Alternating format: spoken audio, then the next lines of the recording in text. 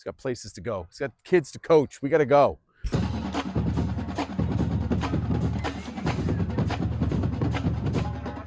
We're presented by Nightingale Wealth Solutions. I'm here with the coach, Brad Pindel. Big week, Norwood coming to town. That's always exciting, a little border battle.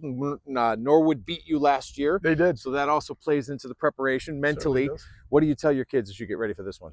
It's a big game. Over the last few years, it's really sort of become a rivalry. We could literally walk to their school and they can walk to ours. Not much to tell them. They're fired up for the game. They know we lost to them last year, and they want to make sure we have a good week. It's our first TVL game, and they know our number one mission every year is to win the TVL title, and that's on the line this starting this week. And it's going to be boom, boom, boom, boom. Basically, I think from here on out, they're all Absolutely. TVL large games, right? Okay, so four? Four. Is that how, so you got 4 straight against TVL large opponents.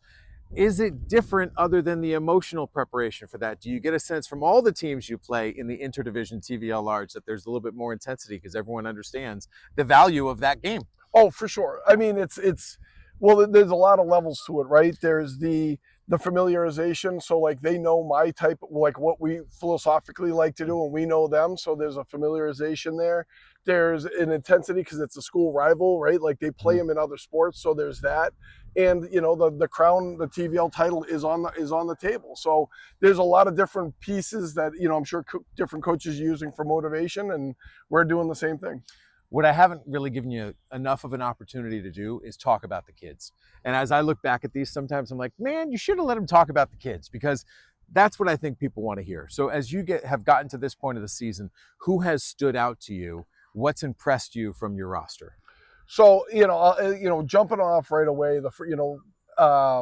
defensively, Jack Corrigan has been a force for us at linebacker. A downhill linebacker, fills holes. He's all over the field, plays with a tremendous amount of intensity, and, doubles as a guard for us and has been outstanding there. So, he jumps off the film when we go back and watch. Keelan McDonald has been, everything you could ask for, as on both sides of the ball. Pete Mills has been a dominating force on the defensive line. Murphy O'Malley, has really come on in the last couple of weeks offensively. The list goes on and on.